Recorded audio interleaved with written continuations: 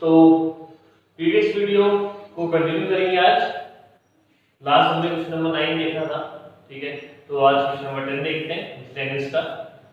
ठीक है, show that a intersection b equal to a intersection c need not imply b equal to c। मतलब कि अगर ये गिवन इंफॉर्मेशन है तो कह रहे हैं नीड नॉट इंप्लाई, जरूरी नहीं कि b equal to c होगा, b does not equal to c भी हो सकता है, ठीक है। ऐसा ही जरूरी नहीं है। तो देखते हैं इसका सॉल्यूशन। सेम तरीका b equal to c लिखाना है या फिर b does not equal to c लिखा है तो चलेंगे सेम मेथड से। Let x belongs to b। देखो भाई हमने तो कह दिया कि x b को बिलोंग करता है। अब इसके बाद की बात, अब ये या तो a को बिलोंग कर रहा होगा या फिर a को बिलोंग नहीं कर रहा होगा। इस बात को समझना कि b को बिलोंग करता है हमने मान लिया, अब a को या तो बिलोंग करेगा या फिर नहीं करेगा। हम लिख सकते हैं x belongs to a और x does not belongs to a। तो दो बातें होंगी, या तो x belongs to a या फिर x does not belongs to a। अगर मैं इन दोनों कंडीशन को लेता हूं कि x belongs to b and x belongs to a, तो मैं कह सकता हूं x belongs to a intersection b। और इस बात से मैं कह सकता हूं x does not belongs to a intersection b। वही बात है, बस हम अपने तरीके से बना रहे हैं, जो हमको चाहिए उस सिचुएशन के हिसाब से हम सॉल्व करते हैं, ठीक है। x belongs to intersection b और ये किसके इक्वल है, a intersection c के, तो मैं कह सकता हूं x belongs to a intersection c और यहां कह सकता हूं x does not belongs to a intersection c। कह देना कि भाई a intersection b equal to a intersection c है, दिया हुआ है। अब यहां से इसका मतलब क्या हुआ, x belongs to a and x belongs to c, ठीक है, यही मतलब हुआ। और यहां से x belongs to a, x does not belongs to a and x does not belongs to c। तो अब यहां पर तो उस बात को लेते हुए चलते हैं जिसकी हमको जरूरत है, ठीक है। हम यहां पे कह देते हैं कि x belongs to c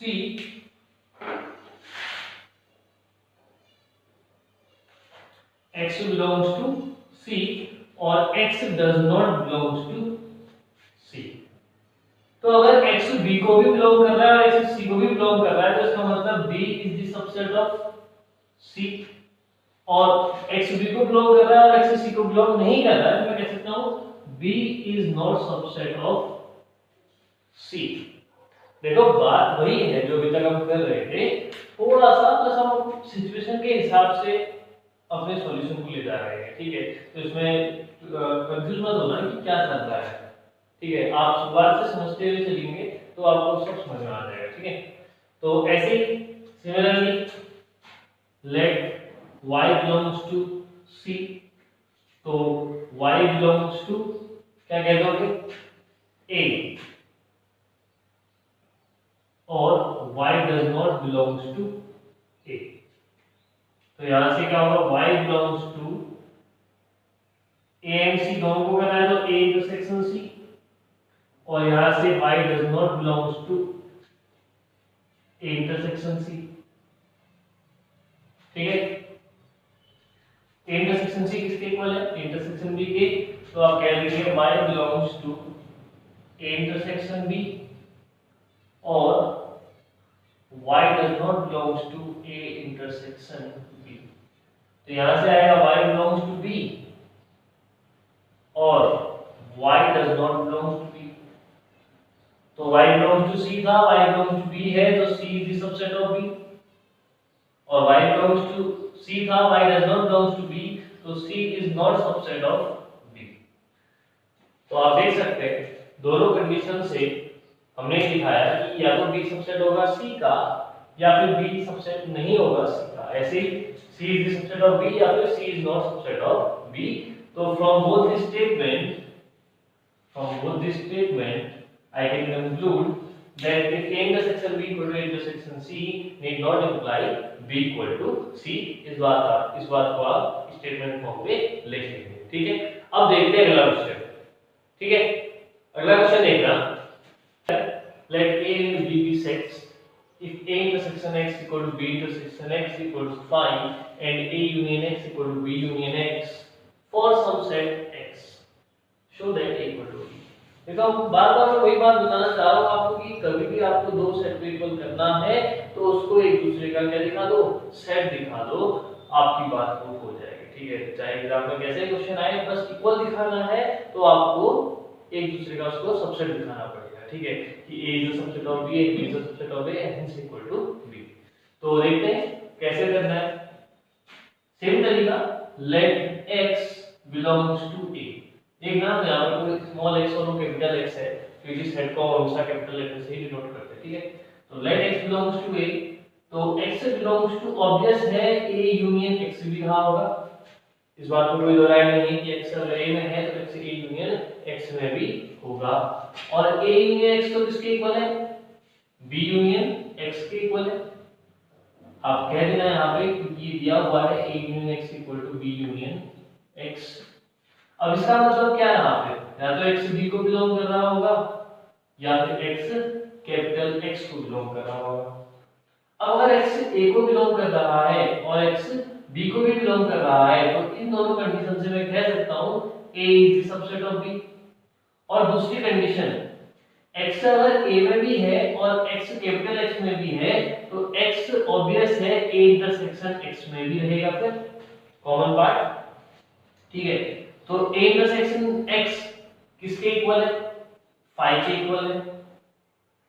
अब यहां पर कोई इस बात को समझना, यहां से x a को, मैंने कहा x कोई एलिमेंट है जो a को बिलोंग करता है, तो एक कंडीशन तो आई कि x b में भी होगा तो a is the subset of b।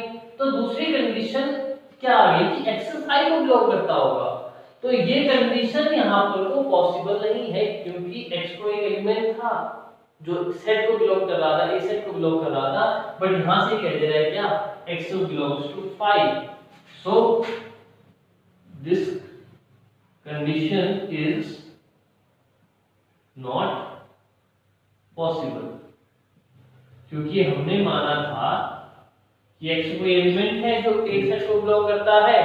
अब x phi को कैसे आ रहा है, तो नल सेट को कैसे बिलोंग कर रहा है। ठीक है, नल सेट को तो कुछ बिलोंग करेगा ही नहीं, एलिमेंट तो होता ही नहीं उसके अंदर। ठीक है, तो इस बात से समझना है। तो यहां से हमारी कंडीशन क्या आ गई, a is the subset of b।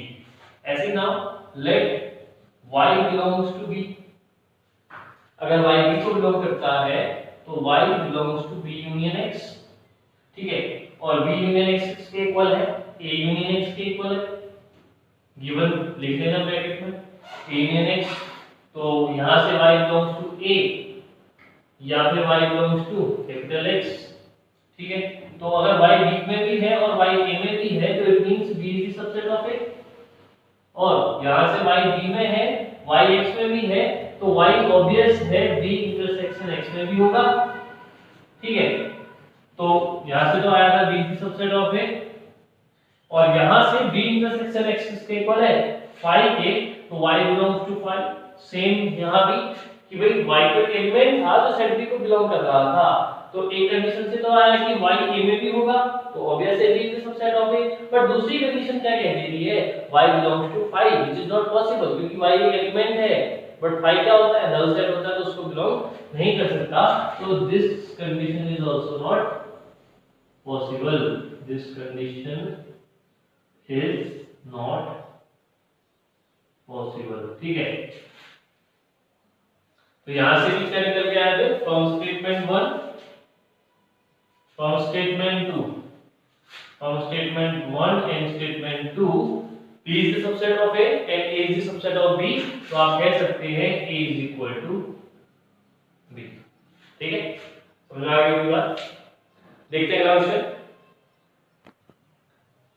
Question number 12 जो है वो आप लोग खुद से करेंगे। ठीक है, सिंपल है, आपको ABC नॉन एम्प्टी सेट्स के साथ चलना है और फिर ऐसे इस तरह से लेने की A intersection B, B intersection C और A इंटरसेक्शन C तो नॉन एम्प्टी ही रहेंगे, A intersection B intersection C आपको क्या मिल जाए, 5 मिल जाए, तो ये आप खुद से कर सकते हैं। ठीक है, तो क्वेश्चन नंबर 13 देखते हैं। In a survey of 600 students in a school, 150 students were found to be taking tea and 225 taking coffee, 100 were taking both tea and coffee. Find how many students taking neither tea nor coffee। ठीक है, आपके सामने book होनी चाहिए। ठीक है, क्योंकि हो सकता है कि आपको यहाँ से क्वेश्चन देखने में थोड़ा प्रॉब्लम हो। ठीक है, तो आप अपने पास नोट कर लेना। देखो आपसे कहा है find how many students taking neither tea nor coffee, कुछ नहीं ले रहे। तो यहाँ पर को एक बात समझना ना, जब ये वाली बात आएगी नाइदर टी नॉर कॉफी, तो ये जो टोटल वाली बात नहीं होगी, इसको आप मान लेंगे यू टोटल, ठीक है, इसको आप मान लेंगे यू कितना है 600 एन यू कह सकते हैं इसको। 150 students were found to be taking tea, N T कह दीजिए इसको 150, और 225 टेकिंग कॉफी यानी कि एनसी इज इक्वल टू 225।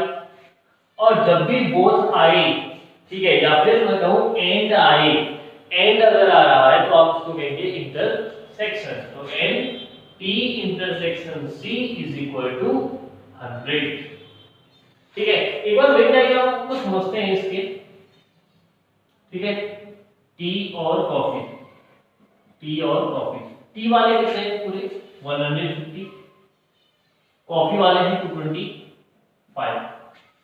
ठीक है। और अगर मैं पूरे यूनिवर्सल सेट की बात करूं तो कितने हैं टोटल 600। आपको वो कैंडिडेट बताने हैं, वो स्टूडेंट्स बताने हैं जो इस वाले पार्ट को छोड़ के बच गए, यानी कि ये जो हिस्सा है ये तो कुछ ना कुछ लेते हैं ना, या तो टी ले रहे हैं, कॉफी ले रहे हैं, या फिर दोनों में से कुछ ले रहे हैं। अब बचा हुआ पार्ट क्या होगा, जब आप 600 में से ये वाला पार्ट क्या कर देंगे माइनस, इस वाले पार्ट का मतलब है एन टी यूनियन सी, क्योंकि हम इस पूरे से को क्या कहते हैं यूनियन। जब आप 600 में से इस नंबर ऑफ स्टूडेंट्स को हटा देंगे तो ऑब्वियस है वो लोग आ जाएंगे जो कुछ भी नहीं लेते हैं, क्योंकि नहीं कॉफी, ठीक है। अब देखो ये वाला पोर्शन जो है वो कितना है 100, ठीक है। इस पूरे में कितने हैं 150, इस पूरे में कितने हैं 225। तो लेकिन जब मैंने ये कहा तो यहाँ पर भी ये 100 वाला पार्ट आया और यहाँ पर भी 100 वाला पार्ट आया, यानी कि दो बार 100 आ गया होगा। तो आप एक बार 100 को क्या कर देंगे सब्ट्रैक्ट, तो पूरी बात आ जाएगी। तो इसको अगर मैं दूसरे तरीके से बोलूं तो मैं कहूंगा N T union C is equal to N C plus N T minus N C intersection T या फिर टी इंटरसेक्शन सी, मतलब फॉर्मूला जो हमने क्रिएट किया था। तो N T union C is equal to हो जाएगा एन सी कितना 150 plus N T, sorry N C है आपका 225, ठीक है। वैसे तो प्लस ही करना है बट अकॉर्डिंग टू क्वेश्चन ही चलते हैं। N T 150 minus N C intersection T या टी इंटरसेक्शन सी कितना 100। तो सॉल्व कर लेते हैं। 225 प्लस 150 यानी कि 325 375 माइनस 100 मींस 275, ये हो गया आपका कितना एंटी यूनियन सी। लेकिन आपको ये नहीं चाहिए, आपको क्या चाहिए ये बचे हुए लोग। तो आप कैसे निकालेंगे, number of students taking neither tea nor coffee इसका टू क्या हो जाएगा 600 माइनस 275, ठीक है। तो आप इसको साइड में सॉल्व कर लेंगे। नंबर ऑफ स्टूडेंट्स टेकिंग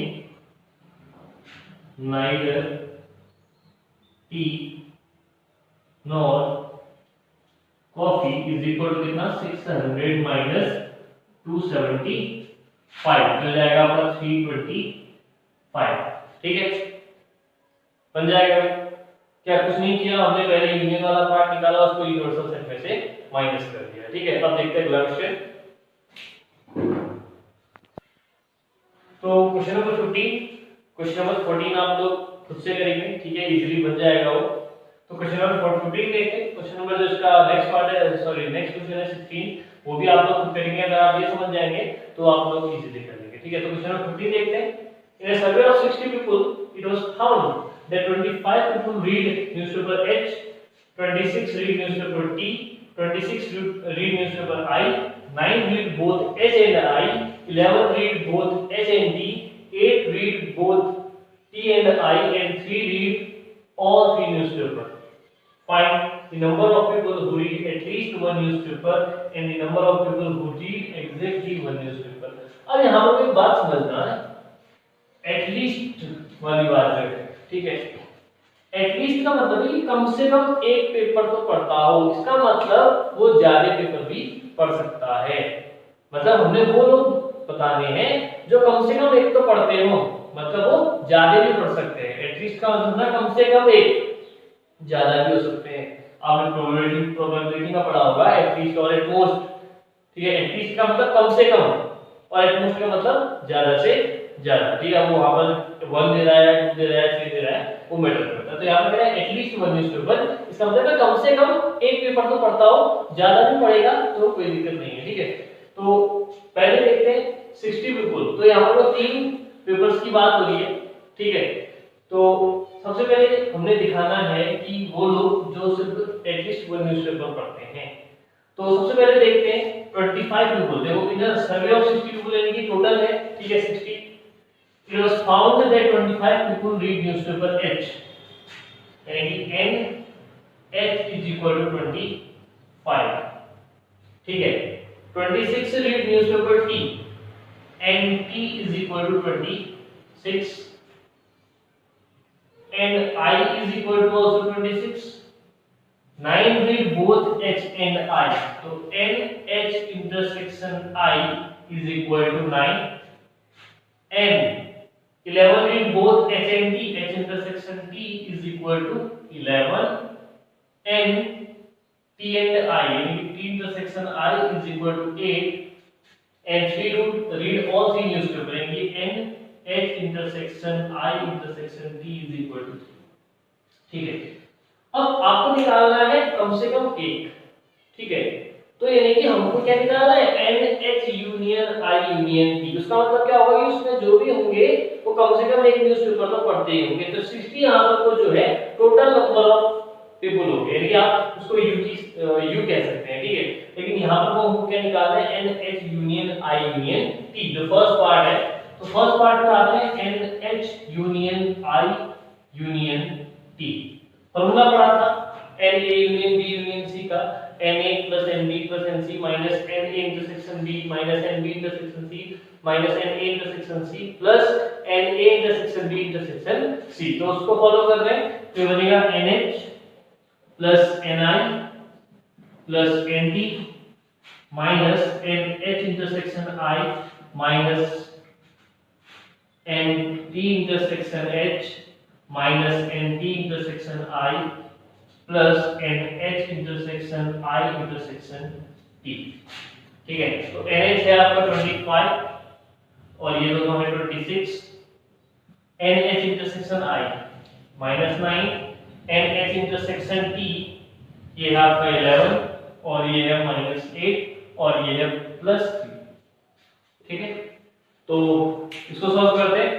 25 25 25 यानी कि 75 और 2 77। ठीक है, 77 + 3 80, तो 11 और 9 20, 20 और 8 28, हो गया 60 52।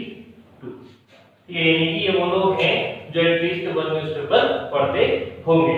ठीक है, अब बात करते हैं सेकंड पार्ट की, the number of people who read exactly 1 newspaper. ठीक है, तो इसको कंटिन्यू करते हैं इसी के बाद से। ठीक है, सेकंड पार्ट हम देखते हैं, तो उसके लिए हम थोड़ा वेन डायग्राम चलते हैं। ठीक है, तो ये पार्ट तो आप रहने देंगे। ठीक है, मैं इस पार्ट को इरेज कर देता हूं। वेन डायग्राम को समझते हैं, वेन डायग्राम के साथ हम डिस्कशन के साथ चलेंगे। ठीक है, तो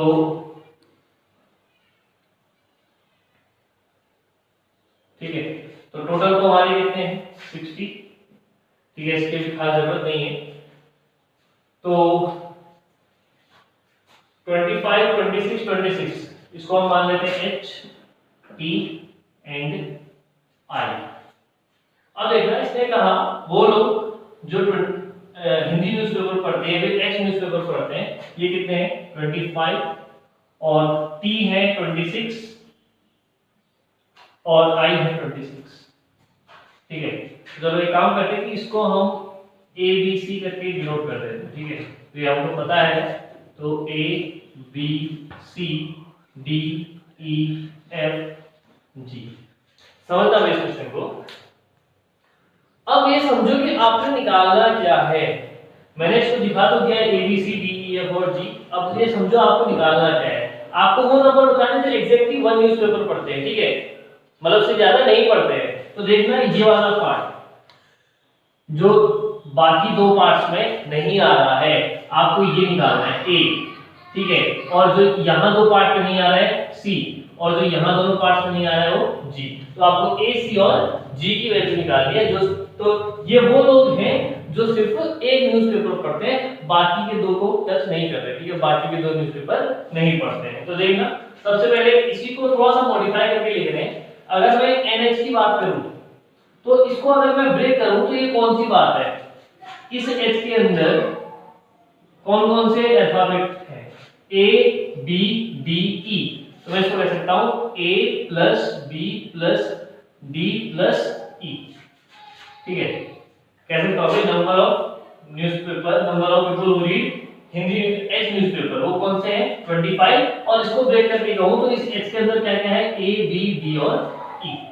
ऐसे ही एन टी की बात में करूं तो B C E F, B C E F. ऐसे ही आई में D E F G, D E F G. अब आते हैं यहाँ पे एच और आई का इंटरसेक्शन, एच और आई का इंटरसेक्शन पार्ट यानी कि ये हिस्सा डी और ई, एच और डी का इंटरसेक्शन पार्ट ये पार्ट यानी कि बी और E, T and I, T and I E plus F, और H intersection I intersection T, it means ये पार्ट जो तीनों के लिए कॉमन है यानी कि, ठीक है। तो देखना भी सिंपल सा है, आपको मैंने कहा आपको क्या क्या फाइंड करना है, ए सी और जी, सारी वैल्यूज आपके सामने है, ठीक है। आपको इनकी हेल्प से ए और ए सी और जी निकालना है। तो देखते हैं e इक्वल टू 3 है, अगर आप यहां पर कोई e की वैल्यू रखते हैं 3 तो e प्लस f जो 8 है तो f कितना हो जाएगा, f आ जाएगा आपका 5, 8 माइनस 3, ठीक है। और यहां पर अगर आप e की वैल्यू रखते हैं जो 3 है तो 11 माइनस 3 d कितना आ जाएगा 8, ठीक है, ओके। और अगर यहां पर को अगर आप e की वैल्यू रखते हैं तो e कितना हो जाएगा 9 माइनस 3 6, तो d इक्वल टू 6। ऐसे यहां पर को आते हैं, आपको g निकालना है, e और f आपको पता है, e पता है, f पता है और d पता है, तो इनकी वैल्यू रखते हैं, e कितना 3, f हो जाएगा आपका 5 और d हो जाएगा आपका 6, 6 प्लस 3 9, 9 प्लस 5 14, 26 माइनस 14 कितना 12। तो यहाँ से आपका g की वैल्यू कितनी आ गई 12। तो ये हमको निकालना था, ठीक है, कि आई न्यूज़पेपर एग्जैक्टली वन न्यूज़पेपर पढ़ने वाले तो कौन है 12 पीपल जो आई न्यूज़पेपर पढ़ रहे हैं, ठीक है। अब एफ बी डी जी हमको पता है, e हमको पता है, इनकी हेल्प से हम बाकी बातें निकालते हैं, ठीक है। ए और सी की वैल्यू तो b पता चल गया, ठीक है, ठीक है, b हमके पास है, हमारे पास है, f हमारे पास, यहाँ से हम c की वैल्यू निकालते हैं, b e और f की वैल्यू रख के, ठीक है। b हमारे पास कितना है 8 प्लस e हमारे पास कितना है 3 प्लस f है हमारे पास 5, तो 8 प्लस 3 हो गया 11, 11 प्लस 5 16, तो 26 माइनस 16 कितना हो जाएगा 10, तो c इक्वल टू आ गया 10, ठीक है।